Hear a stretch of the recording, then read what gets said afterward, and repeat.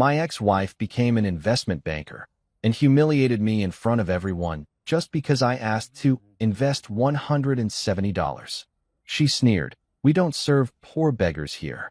Minutes later, I withdraw my $8.5 billion portfolio, and the entire bank froze. My name is Reed Lawson, and let me tell you about the day I walked into Solon Trust Investment Bank with nothing but a crumpled $20 bill in my wallet and a dream that was about to turn into their worst nightmare. I wasn't looking for trouble that Tuesday morning. Hell, I was just trying to do something decent for once in my life. You know how it is when you find something you actually believe in? That's rare these days, especially in this godforsaken city where everyone's hustling and nobody gives a damn about anything except their next paycheck. The startup was called Greenleaf Solutions, some kid from Brooklyn who figured out how to turn food scraps into biodegradable packaging. Real smart kid. Reminded me of myself 20 years ago when I still thought the world owed me something. Anyway, I'd been following their progress for months, watching them bootstrap their way through prototype after prototype, living off ramen noodles and hope. They needed investors, and I had exactly $170 burning a hole in my checking account. Not much, but hey, every giant oak started as an acorn, right? So there I was, walking through those ridiculous glass doors that probably cost more than most people make in a year, wearing my favorite pair of jeans, the ones with the hole near the left knee that my ex-wife always nagged me about, and a plain gray hoodie I'd picked up at Target. No fancy suit, no leather briefcase, no entourage of ass-kissing yes-men trailing behind me like some Wall Street hotshot. Just me, Reed Lawson, regular guy with calloused hands and a stubborn streak a mile wide. The lobby was all marble and chrome, the kind of place designed to make you feel small before you even open your mouth. Business people in $1,000 suits glided past like sharks in designer clothing, their phones glued to their ears, barking orders about acquisitions and leveraged buyouts. The whole scene reeked of old money and newer arrogance. I almost turned around right then, almost said forget it, and walked back out to my beat-up Honda Civic parked 3 blocks away because I wasn't about to pay $20 for valet parking. But I didn't. Something inside me, maybe it was stubbornness or maybe it was genuine hope, kept my feet moving toward the customer service counter. The woman behind the marble desk was typing away on her computer, not bothering to look up even though I'd been standing there for a solid minute. Professional courtesy, my ass. Finally, she raised her head, and that's when my world tilted sideways like a record player with a bent needle. Mira Glenmont. My ex-wife. The woman who'd walked out of our apartment 5 years ago with half our furniture, most of our savings, and all of my trust in human decency. She was wearing a power suit that probably cost more than I used to make in a month back when we were married. Her auburn hair pulled back in that severe bun she always wore when she was trying to intimidate someone. The years had been kind to her. She looked polished, successful, like she'd stepped out of a Forbes magazine spread about women breaking glass ceilings. For a split second, neither of us said anything. I could see the recognition dawning in her green eyes, followed quickly by something that looked suspiciously like disgust. Not surprise, not awkwardness, pure, undiluted disgust, like she'd just stepped in something unpleasant. Well, she said, her voice carrying that same condescending tone I remembered from our worst fights. Reed Lawson, what brings you to civilization? I cleared my throat, determined to keep this professional. I'd like to make an investment. Small amount, but it's for a good cause. There's this green energy startup. That's when she started laughing.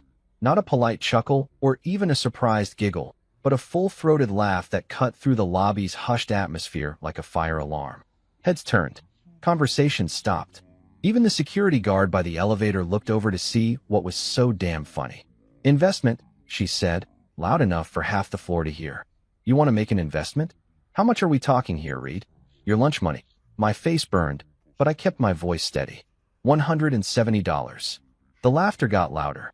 A couple of junior executives at a nearby table started snickering, whispering to each other behind their hands like high school kids watching someone get pantsed in the cafeteria.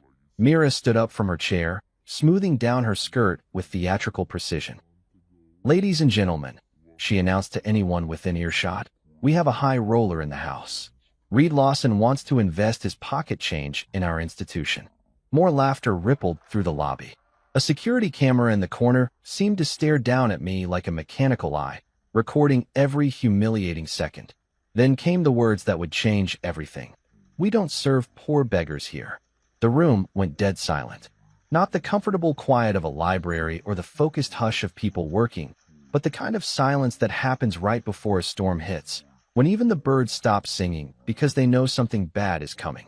I stood there for what felt like an eternity, feeling dozens of eyes boring into me, watching to see how the beggar would react to being put in his place. Part of me wanted to argue, to defend myself, to explain that I wasn't some homeless guy wandering in off the street looking for a handout. Another part wanted to slink away with my tail between my legs, disappear into the crowd on the sidewalk outside, and pretend this whole thing never happened. Instead, I did something that probably surprised everyone in that lobby, including myself. I smiled. Not a bitter, sarcastic smile or a wounded attempt at saving face, but a genuine, almost peaceful smile. I nodded once at Mira, like she'd just told me something interesting about the weather, and turned toward the exit. But as I walked away, my mind was already working, already calculating, already planning. Because Mira Glenmont had just made the biggest mistake of her professional life, and she had absolutely no idea what was coming. The glass doors closed behind me with a soft whoosh, and I stepped back into the real world where regular people drove regular cars and worried about regular problems. But I wasn't a regular person anymore, and I hadn't been for a very long time. I just let them all believe I was. Nobody in that fancy marble palace knew who the hell they were really dealing with, and honestly, that's exactly how I'd planned it for the past 5 years. See, when you've been burned as badly as I had, you learn to keep your cards close to your chest, so close that even your own reflection doesn't know what you're holding. The whole sorry mess started right after Mira walked out on our marriage. I remember that day like it was yesterday. Came home from my construction job to find half our apartment cleaned out and a note on the kitchen counter that might as well have been written in poison ink. "Read," it said. "I can't waste any more of my life waiting for you to become somebody. Don't try to find me." Real classy, right? She'd even taken the coffee maker, which honestly hurt more than losing her at that point. But here's the thing about rock bottom. It gives you a solid foundation to build on.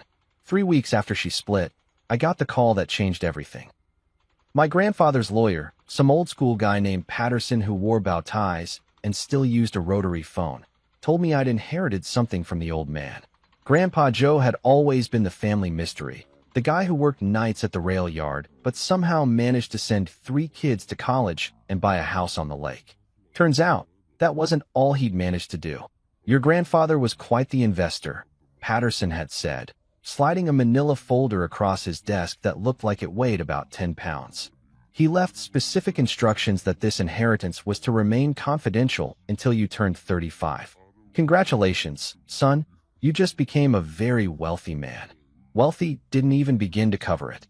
Grandpa Joe had spent 40 years quietly buying up small parcels of land, investing in tiny companies that nobody else believed in, and rolling every penny of profit back into the next opportunity. By the time he passed, his portfolio was worth just north of $3 million. Not billionaire money, sure, but enough to make a man think twice about his next move. Most people would have bought a fancy car or a bigger apartment, maybe taken a trip to Europe or thrown themselves a party. Me? I disappeared. Completely. Told everyone I was going to find myself, maybe travel the country, figure out what I wanted to do with my life.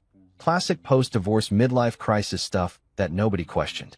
Instead, I spent 6 months holed up in a 1-bedroom studio apartment above a Chinese restaurant in Queens, reading everything I could get my hands on about finance, investment strategies, and corporate structures.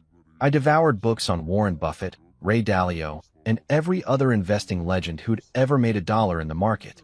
I studied shell companies, private equity firms, and offshore banking laws until my eyes bled. Most importantly, I learned how to stay invisible while making very visible moves in the financial world. That's when Ramil was born. Sounds sophisticated, doesn't it? Like some European aristocrat, or maybe a mysterious billionaire from a spy novel. Truth is, it's just my middle name, Kendrick, and my grandmother's maiden name turned backward. Simple, but it did the job. Ramil became the face of Redbridge Equities, a private investment firm that specialized in finding diamonds in the rough. While Mira was climbing the corporate ladder at Solon Trust, schmoozing with clients and playing office politics, I was quietly building an empire. Started small, bought into a struggling tech company that was developing better battery technology. When Tesla started taking off, guess who had a supply contract locked up? Moved into renewable energy next, then pharmaceutical startups, then real estate development in markets that everyone else was sleeping on. The beautiful thing about being K. Ramil was that nobody connected him to Reed Lawson, the construction worker from Brooklyn whose wife had left him for being a loser. Reed Lawson drove a beat-up Honda and lived in a studio apartment. K. Ramil owned a portfolio worth billions and had meeting requests from Fortune 500 CEOs. But here's the real kicker, the part that would have made Myra's head explode if she'd known. Half of K. Ramil's massive portfolio was being managed by none other than Solon Trust Investment Bank. Through a network of third-party custodians and shell companies, Redbridge Equities had quietly become one of their biggest clients.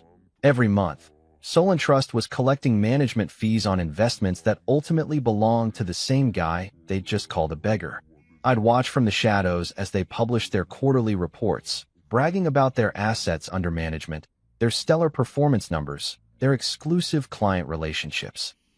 They'd throw parties celebrating their success, give interviews about their investment prowess, and all the while, they were dancing to music played by a ghost they didn't even know existed. The irony was so thick you could cut it with a knife. Mira had spent years working her way up to senior VP, handling accounts worth hundreds of millions, building relationships with high-net-worth individuals, and she'd never once realized that her biggest client was the same man she'd written off as worthless. Every quarterly statement that crossed her desk, every portfolio review she conducted, every client meeting she attended, somewhere in that mix was money that traced back to Reed Lawson, the failure she'd married and divorced. The construction worker who couldn't afford to take her to nice restaurants was now funding the very bonuses that paid for her designer suits. It wasn't about revenge, not really. It was about building something real while everyone else was playing pretend. While they were impressed by titles and corner offices, I was creating actual value, actual wealth, actual power. The kind that doesn't need a nameplate on a door or a reserved parking space. But sitting on that bench outside Solon Trust, watching Myra's laughter echo through those glass walls, I realized something important. Sometimes the most powerful move isn't the one nobody sees coming. Sometimes it's the one that reminds everyone exactly who they're dealing with. The bench outside Solon Trust was one of those fancy wrought iron jobs that the city puts up to make downtown look classy, but it might as well have been a throne for what I was about to do. I sat there for maybe 30 seconds, just watching the suits hurry past on the sidewalk, all of them too busy checking their phones to notice the guy in jeans who was about to bring down one of the biggest investment banks in the state. Funny thing about power, real power, not the kind that comes with a corner office and a secretary, is that it's quietest right before it makes the most noise.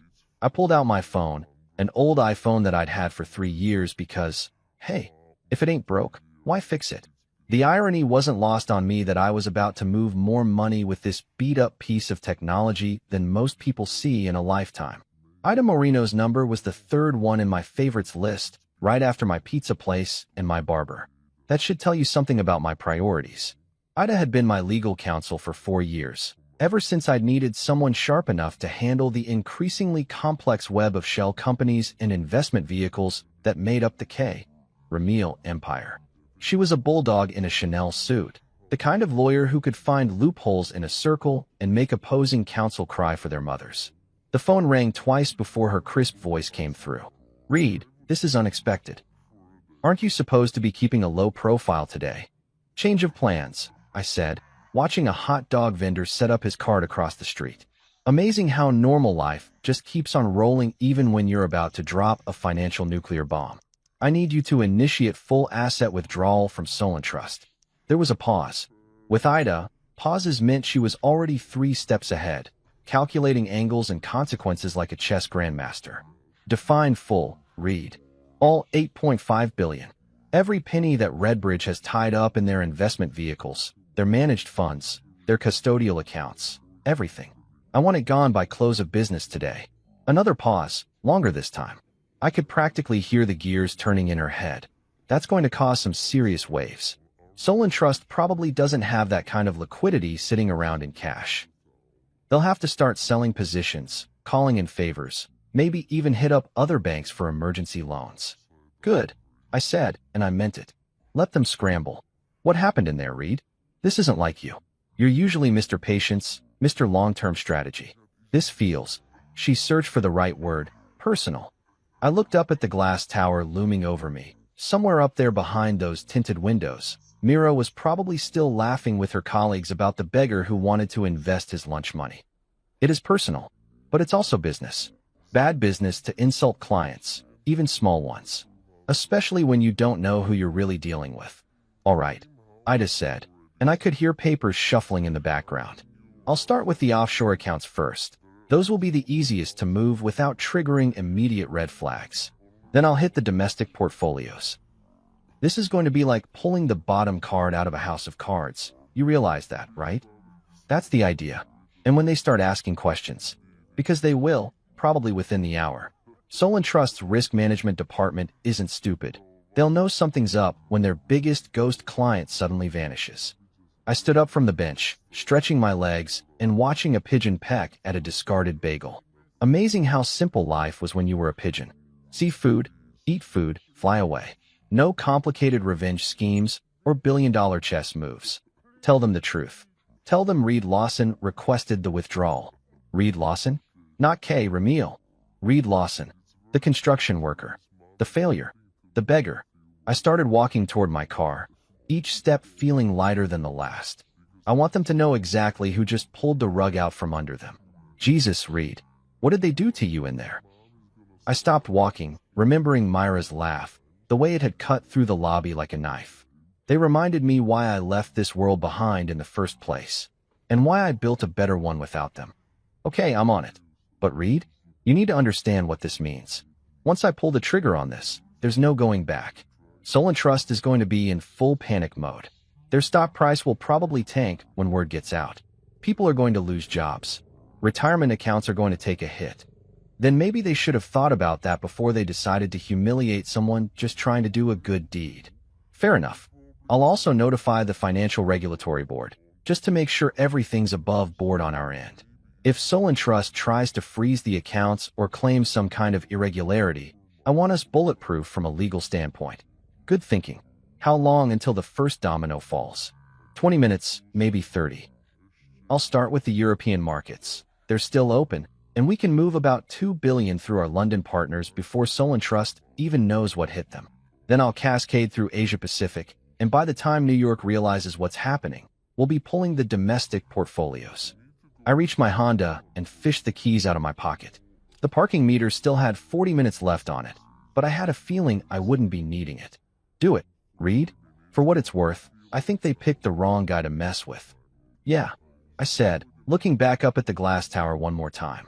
They really did. I hung up and sat in my car, engine running, air conditioning blowing, watching the pedestrians go about their normal Tuesday afternoon routines. In about 20 minutes, the elevators in that building were going to start moving a lot faster, carrying a lot more panicked people than usual. Risk managers would be pulling up spreadsheets, account executives would be frantically calling clients, and somewhere in that maze of marble and chrome, Mira Glenmont was about to learn that some jokes cost more than others. The beauty of it was, I didn't have to do anything else. I'd given the order, Ida would execute it, and gravity would take care of the rest. Sometimes the most devastating attacks are the ones where you just step back and let your enemy's own system collapse under the weight of their mistakes. I put the car in drive and pulled away from the curb, leaving Solon Trust in my rearview mirror. By tomorrow morning, they'd remember this day as the one where everything changed, and they'd remember Reed Lawson as the man who changed it. Inside the glass tower of Solon Trust, the first sign of trouble came as a soft ping from Martin Yoon's computer at exactly 2:47 p.m. Martin had been the head of risk management for 8 years, long enough to know that in the investment world, soft pings usually meant loud problems were heading your way like a freight train with busted brakes. He glanced at his monitor while finishing his turkey sandwich, the same boring lunch he'd been eating for the past decade because his wife insisted it was healthier than the pizza he actually wanted.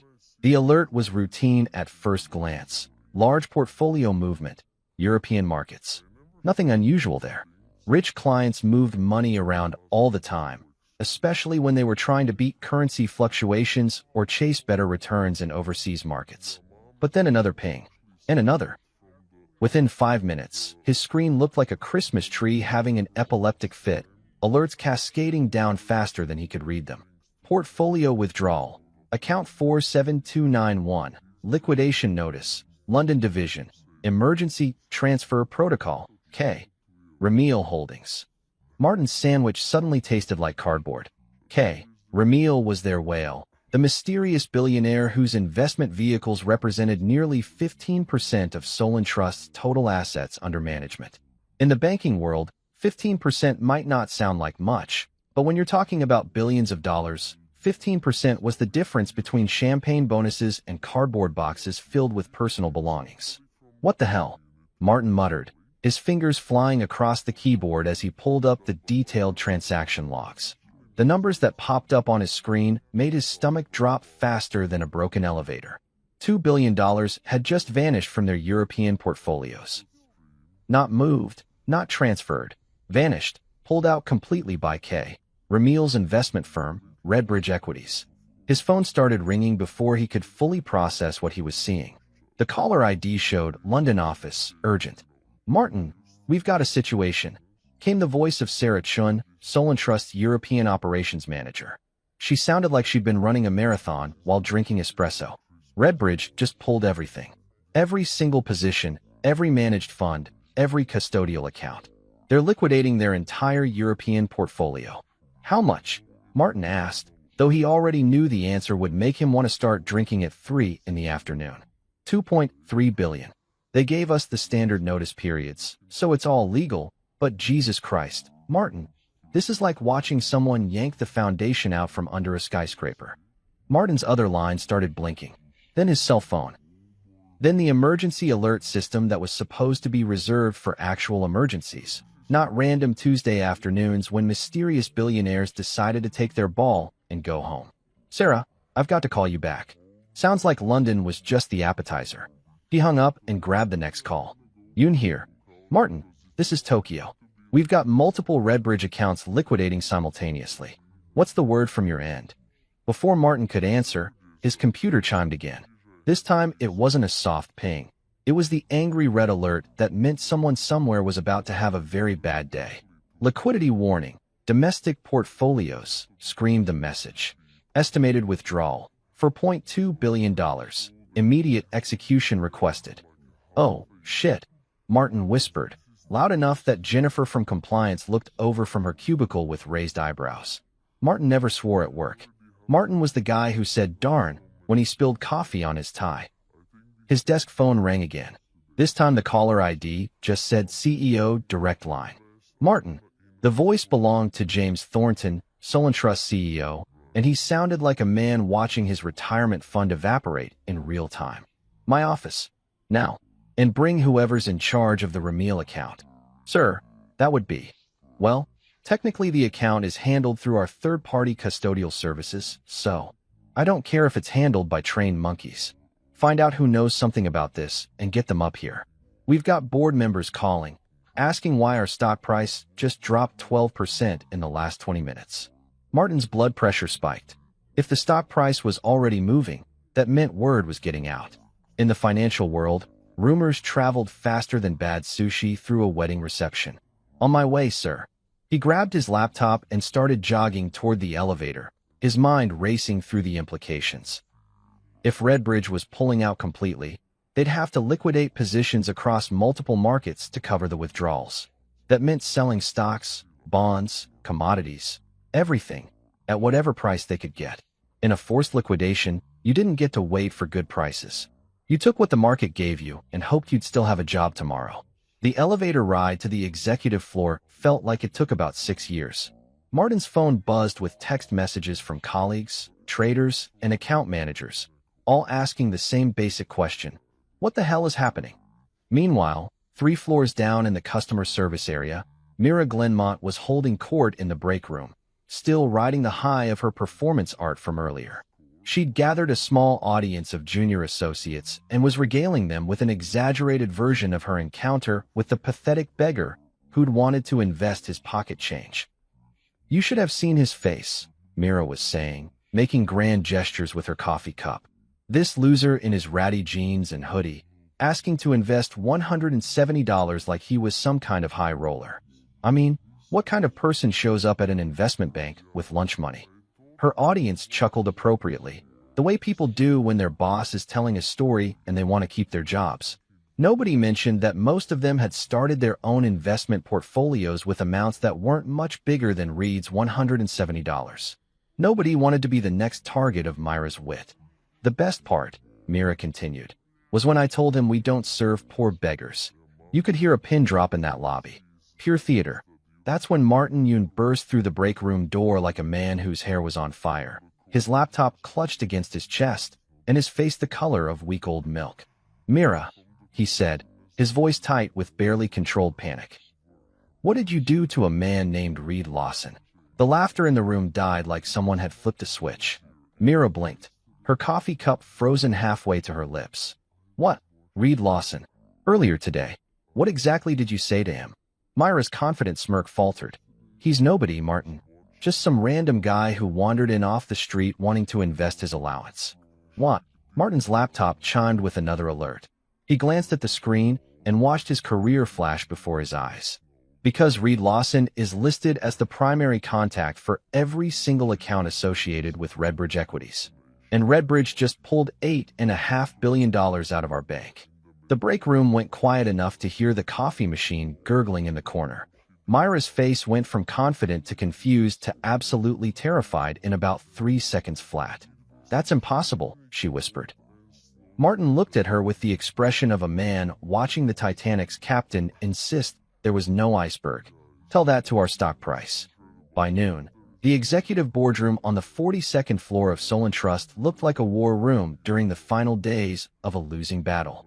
The mahogany table that usually hosted polite discussions about quarterly projections and client retention strategies was now covered with laptops, tablets, printed spreadsheets, and enough empty coffee cups to caffeinate a small army. The floor-to-ceiling windows offered a spectacular view of the city skyline, but nobody was admiring the scenery today. Mira sat in one of the leather chairs that probably cost more than most people's cars, but she might as well have been sitting on a bed of nails. Her perfectly styled hair was starting to show signs of stress. A few strands had escaped from her professional bun, and she kept tucking them behind her ear in a nervous gesture that would have been cute if the circumstances weren't so dire. The power suit that had made her feel invincible this morning now felt like armor that was about 3 sizes too small. Around the table sat the heavy hitters of Solon Trust's executive team. James Thornton, the CEO, who looked like he'd aged 5 years in the past 2 hours. Patricia Wells, the chief financial officer, who was frantically scribbling calculations on a legal pad. David Chong, the head of client relations, who kept checking his phone like he was expecting a miracle. And Martin Yoon, still clutching his laptop like a life preserver, his tie loosened and his usually perfect composure completely shot. "Let me make sure I understand this correctly," Thornton was saying, his voice carrying the kind of deadly calm that precedes volcanic eruptions. "Our largest private client, representing 15% of our total assets under management, has just liquidated his entire portfolio because one of our senior VPs decided to publicly humiliate him in our lobby." Mira opened her mouth to defend herself, but Thornton held up a hand that could have stopped traffic. "I'm not finished. This client, who we apparently never bothered to properly identify despite managing $8.5 billion of his money, walked into our bank asking to invest $170, presumably as a test of our customer service, and our response was to call him a beggar in front of a room full of witnesses." The silence in the room was thick enough to cut with a knife. Outside, the city hummed with its normal afternoon energy, but inside this boardroom, it felt like the end of the world was being discussed in hushed, professional tones. That's when the conference room door opened, and I walked in. I'll admit, I'd put a little more effort into my appearance this time. Still no $1,000 suit. That would have been too obvious. But I'd swapped the hoodie for a clean button-down shirt and thrown on a sport jacket that I'd bought off the rack at Men's Warehouse 3 years ago. The same jeans, though? Some things don't change. The reaction was immediate and electric. Myra's face went white as fresh snow, her mouth falling open like she'd just seen a ghost walk through the wall. Thornton started to stand, then seemed to remember he didn't know who the hell I was supposed to be. The others just stared, trying to figure out if I was Reed Lawson the construction worker or Kay. Ramil the billionaire, because apparently their brains couldn't process the idea that both could be the same person. Gentlemen, Mira. I nodded politely as I took the empty chair at the head of the table, the one usually reserved for Thornton during board meetings. Nobody stopped me. In situations like this, confidence is 90% of the game, and I've been playing this particular game for 5 years. Martin cleared his throat nervously. Mr. Ramil? Mr. Lawson? I'm sorry, I'm not sure how to. Reed is fine, I said, pulling a manila folder from my jacket and placing it on the table. The folder was thick enough to be impressive, but not so thick as to be intimidating.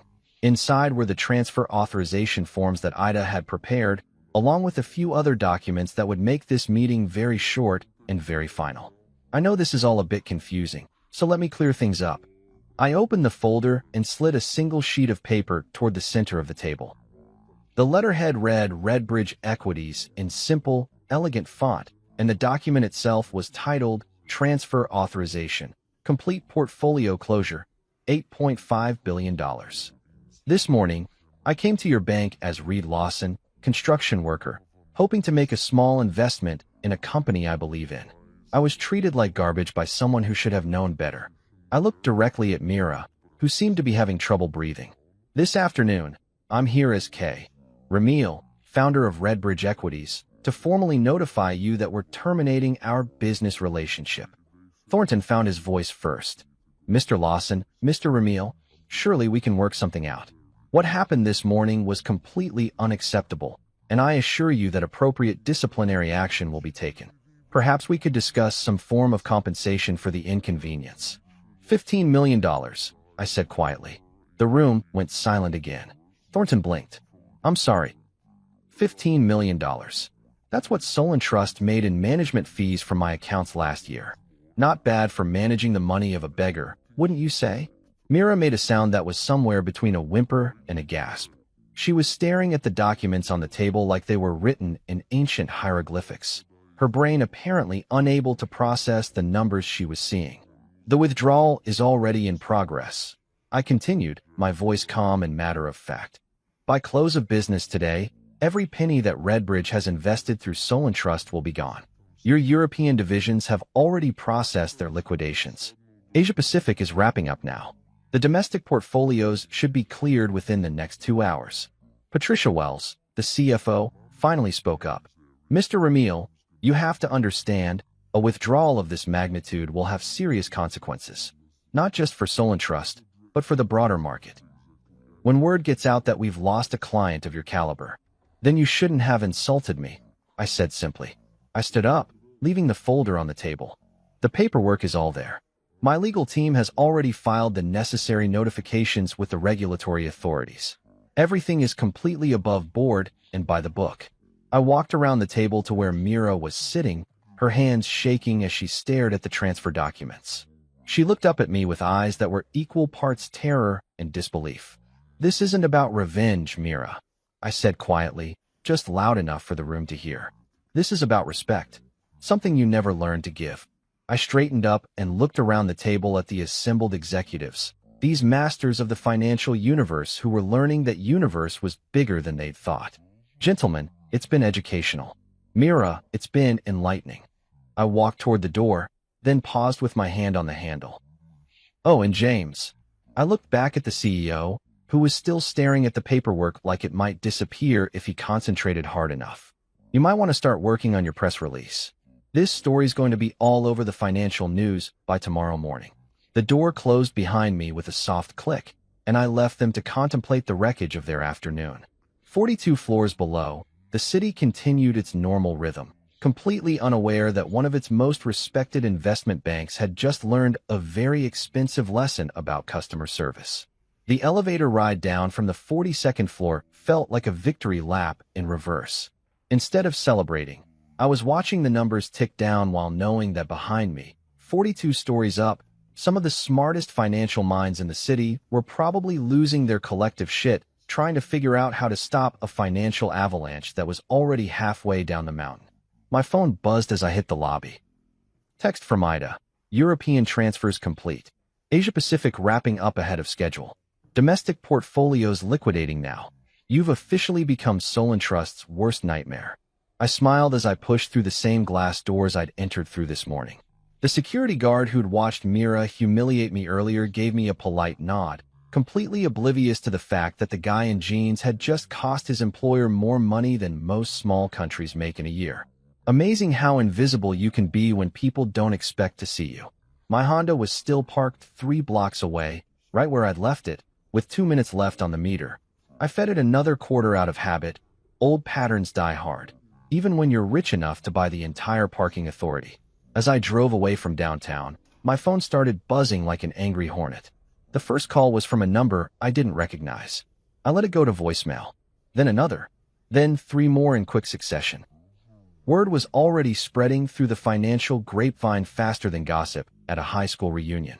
In the investment world, news like this travels at light speed, especially when it involves amounts that could fund a small war. But the call that made me pull over came from a number I definitely recognized. Mira. I stared at the screen for a long moment, watching her name flash like a neon sign advertising desperation. Part of me wanted to answer, to hear what she had to say now that the tables had been completely flipped. The other part of me remembered her laughter echoing through that marble lobby, the way she'd announced my poverty to a room full of strangers like it was the funniest thing she'd ever heard. I declined the call. Immediately, my phone buzzed with a text. Read, please. We need to talk. This is insane. Then another. You can't be serious about this. $8 billion over a misunderstanding. Then, answer your damn phone. I turned the phone face down and kept driving. Behind me, though I couldn't see it from my Honda, Solon Trust was erupting into the kind of controlled chaos that happens when very smart people realize they're about to become very unemployed people. Martin Yoon was probably running between departments like a man whose hair was on fire, trying to coordinate damage control across 3 continents and 5 time zones.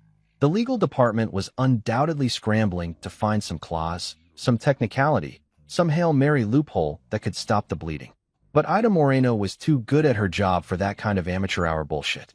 Every document had been filed correctly, every notice period observed, every regulatory requirement satisfied down to the last comma. Redbridge Equities wasn't breaking any rules. We were just taking our ball and going home, which was perfectly legal when you owned the ball and the court it was played on. The beauty of what was happening was its simplicity. No complex schemes, no insider trading, no regulatory violations that would bring federal investigators sniffing around.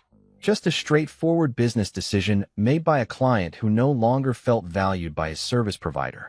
It was capitalism in its purest form. Vote with your wallet, and when your wallet has $8.5 billion in it, your vote carries a lot of weight. My phone buzzed again. Another text from Mira. You've ruined me. I pulled into a gas station parking lot and sat there for a moment, engine running, air conditioning humming, staring at those 4 words on my screen. You've ruined me.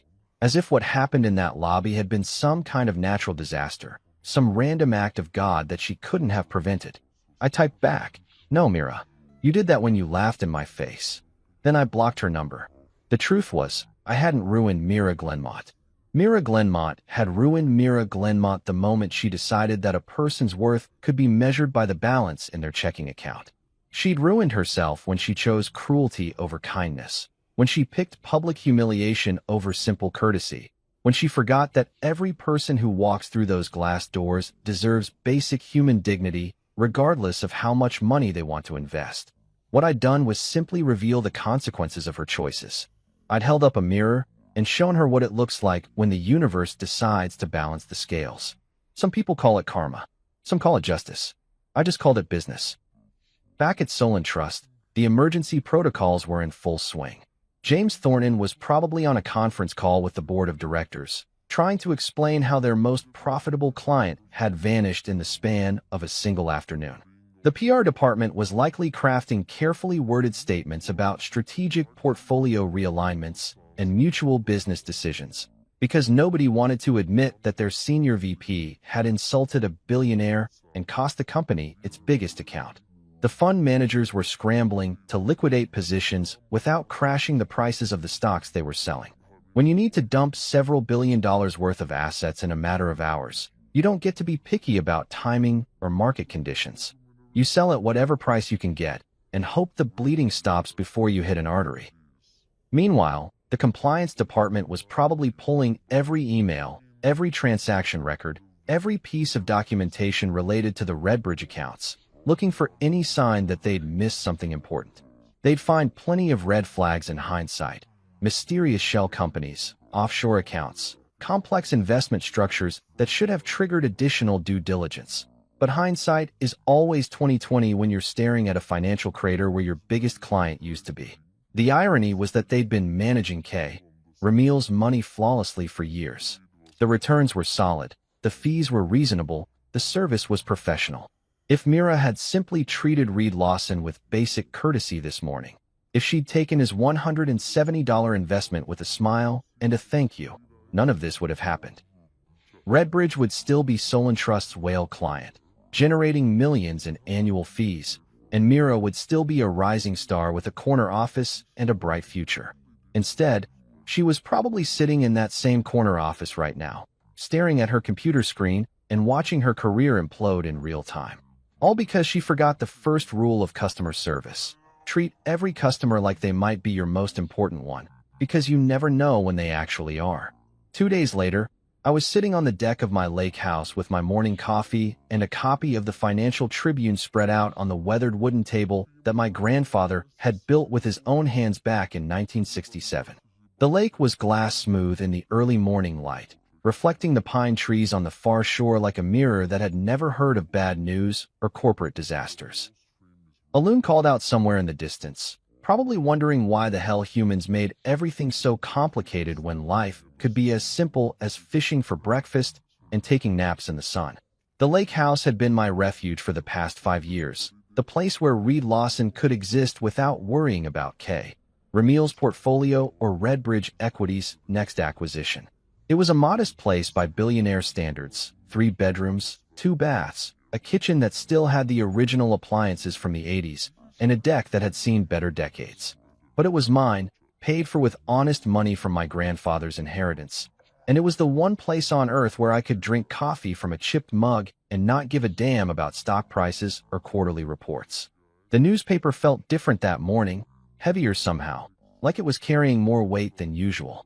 And there, on page 3 of the business section, was the headline I'd been expecting: Solon Trust issues public apology following client incident.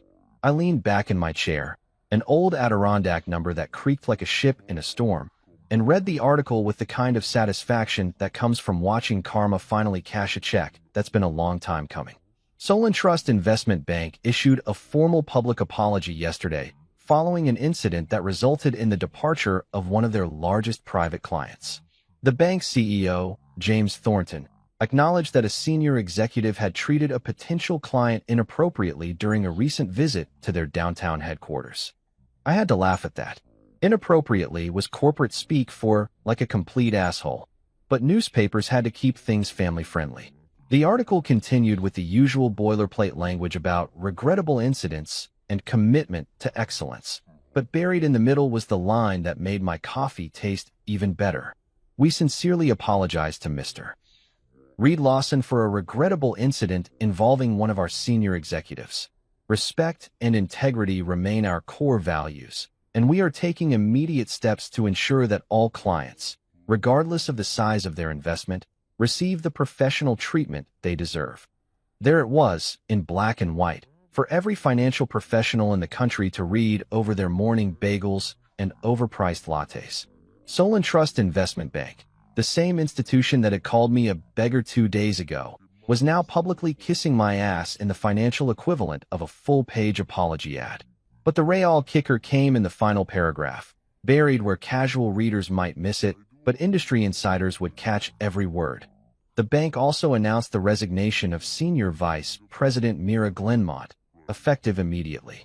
Ms. Glenmont had been with Solon Trust for 7 years and was considered a rising star in the organization's client relations division. I read that sentence 3 times, savoring each word like fine wine. Mira Glenmont, the woman who'd married me when I was nobody and divorced me when I was still nobody, the woman who'd built her career on climbing over other people to reach the next rung of the corporate ladder, was now officially unemployed. Not transferred, not demoted, not given a quiet desk job in some back office where she could ride out the storm. Resigned. In the corporate world, resigned usually meant fired, but we're letting you keep your dignity on the way out the door. I folded the newspaper and walked inside to my office, a converted bedroom that held my computer, a few filing cabinets, and the world's most comfortable desk chair that I'd bought from a bankruptcy auction 3 years ago. On the wall above my desk hung a simple wooden frame containing 2 photographs. One of my grandfather in his railroad overalls, grinning at the camera with dirt under his fingernails and pride in his eyes. The other of my grandmother in her garden, wearing a sun hat and holding a basket of tomatoes that she'd grown from seeds. Below those photos, I had pinned a quote that my grandmother used to say whenever the neighbors gossiped about people who'd fallen on hard times. Let your silence plant seeds. When it blooms, they'll choke on their own weeds. I unpinned the newspaper clipping and placed it in the frame, right below Grandma's picture. The irony wasn't lost on me.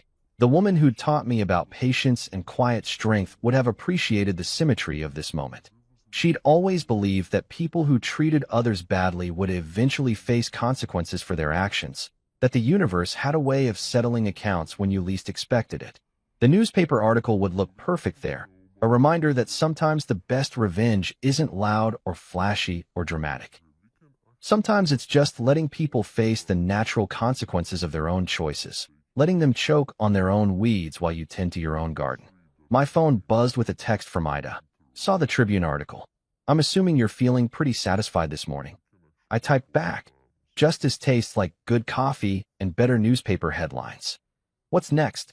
Media interviews? Victory laps around Wall Street. I looked out the window at the lake, where a family of ducks was paddling by in perfect formation, completely unconcerned with human drama or corporate politics. Nothing. I'm going fishing. And that was the truth. I'd made my point. Solon Trust had learned their lesson, and Mira was facing the consequences of her choices.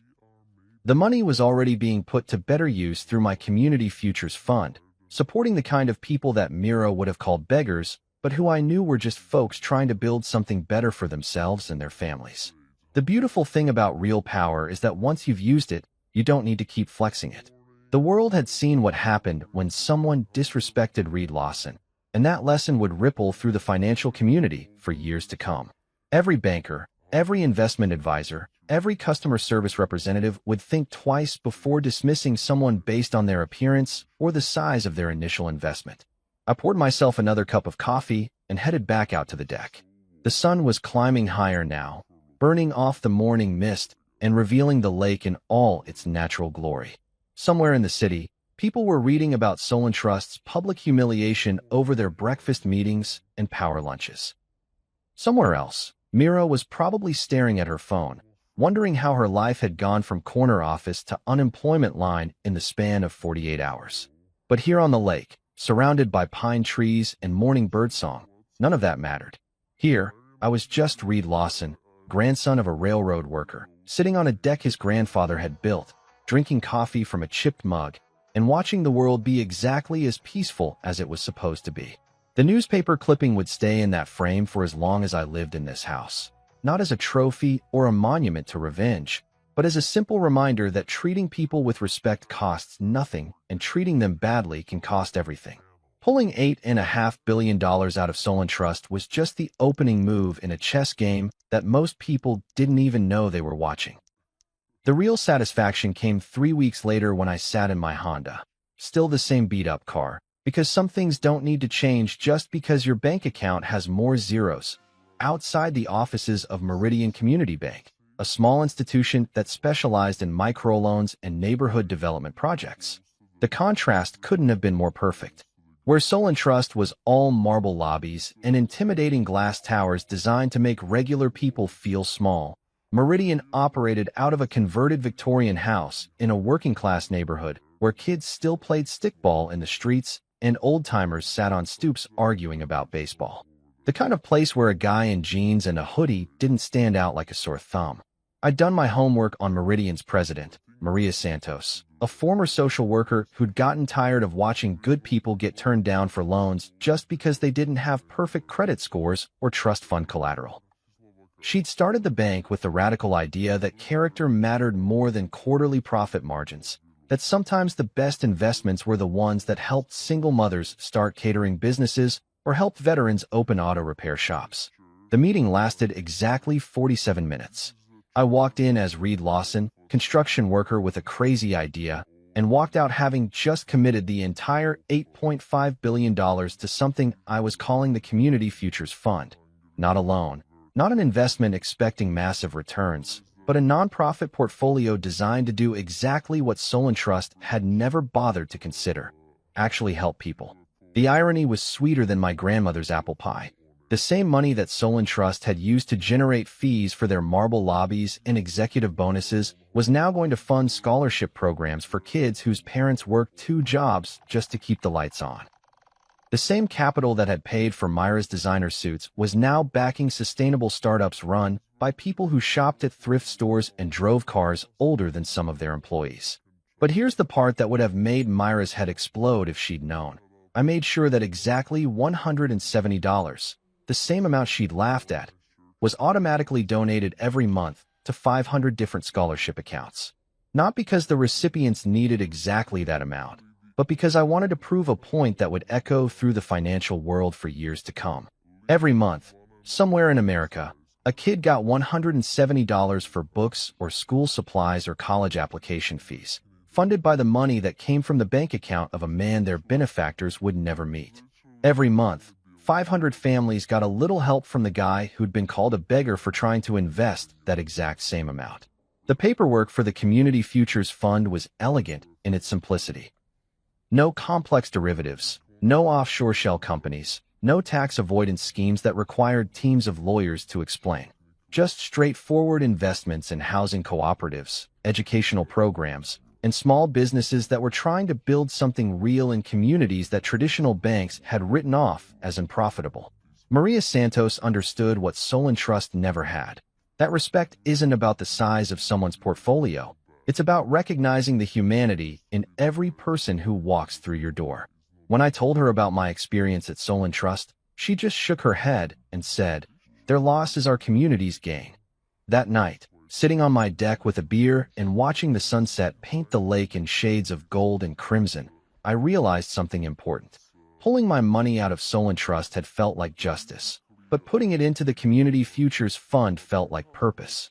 One was about settling scores. The other was about changing the game entirely. The beautiful thing about real wealth isn't what it can buy you. It's what it can build for other people. And while Mira was probably updating her LinkedIn profile and wondering how her career had imploded so spectacularly, the money she'd dismissed as worthless was quietly changing lives across the country, one $170 donation at a time. For months after Solon Trust learned the most expensive customer service lesson in banking history, I decided to throw a dinner party. Not the kind of flashy affair that billionaires usually host to show off their wealth, but something quieter, more meaningful, the kind of gathering my grandfather would have appreciated.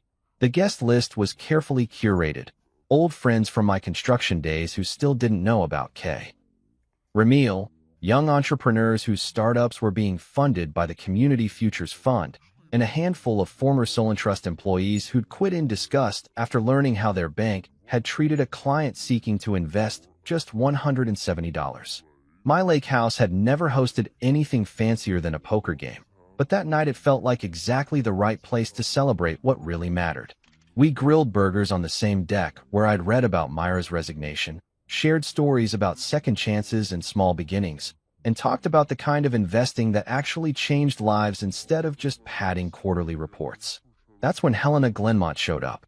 I was refilling drinks when I spotted her through the kitchen window, standing at the edge of my driveway like she wasn't sure she had the right address. Myra's younger sister had always been the decent one in that family, the teacher who chose helping kids over chasing profit margins. But seeing her here, uninvited and obviously nervous, told me everything I needed to know about why she'd made the drive out to the lake. Reed, she said when I opened the front door. I'm sorry to interrupt, but I need to talk to you. About Mira. I gestured toward the garden path that led away from the house, away from my guests and their laughter. She's been having a rough time, I imagine. She's broken, Reed. Completely broken. No job, no prospects. No one in the industry will touch her after what happened. She's been blacklisted. Helena's eyes were red-rimmed, like she'd been crying during the drive. She didn't know who you were. She had no idea. I stopped walking and looked at her directly. Exactly. What do you mean, exactly? That's the whole point, Helena. She didn't know, and she didn't care to find out. She saw someone who looked different from her usual clients and decided he was worthless. That's not ignorance. That's character. Helena pulled a crumpled pamphlet from her purse, smoothing it out with shaking hands. What's this? I smiled, recognizing the brochure for the Riverside Community Center, a program I'd quietly funded in Myra's old neighborhood. The same area where she'd grown up before climbing her way to the top of the corporate ladder. The same streets where she'd learned to look down on people who reminded her of where she came from. Tell her the man she humiliated built this, I said, handing the pamphlet back to her. And tell her it's not named after me. It's named after the people she called beggars. These days, I start every morning the same way, walking through the community garden that sits on land my first investment helped reclaim from an abandoned lot in East Brooklyn. It's not the kind of place that makes headlines or wins awards. Just a quiet patch of green where tomatoes grow in neat rows and sunflowers reach toward the sky, like they're trying to touch something better than the concrete jungle surrounding them. The garden doesn't know I'm a billionaire. The kids playing on the swing set their parents built from donated lumber don't care that I used to be married to a woman who called people like their families beggars. The elderly folks tending their herb plots just see another guy in jeans who shows up early and doesn't mind getting dirt under his fingernails.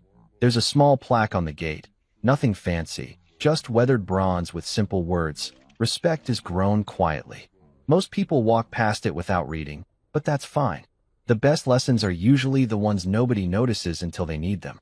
This morning, like every morning, I stopped by Mrs. Rodriguez's corner where she grows the best peppers in 3 boroughs. She's 86, speaks mostly Spanish, and makes coffee strong enough to wake the dead. She doesn't know that the man who funded this garden is the same one who brought down Solon Trust with a whisper. The world still doesn't know I'm K. Ramil, and I like it that way. Power that needs to announce itself isn't really power at all, it's just noise. Real strength grows in silence, takes root in small acts of kindness, blooms when nobody's watching. Sometimes I think about Mira, wonder if she ever drives past this place and remembers the neighborhood where she learned to be ashamed of being poor. Wonder if she understands yet that the greatest revenge isn't destroying someone. It's becoming everything they never had the courage to be. But mostly, I just tend the garden and watch children play, knowing that the boy who couldn't afford to take his wife to fancy restaurants became the man who built playgrounds for kids whose parents worked 3 jobs just to keep food on the table. The storm nobody predicted turned out to be the quiet rain that makes everything grow. And somewhere in the city, in boardrooms and banks where they still whisper about the day a construction worker brought down Solon Trust, they're learning that the most dangerous people aren't the ones who scream the loudest. They're the ones who smile politely, say nothing, and let their actions plant seeds that bloom into consequences. I am the storm that whispers. And Mira?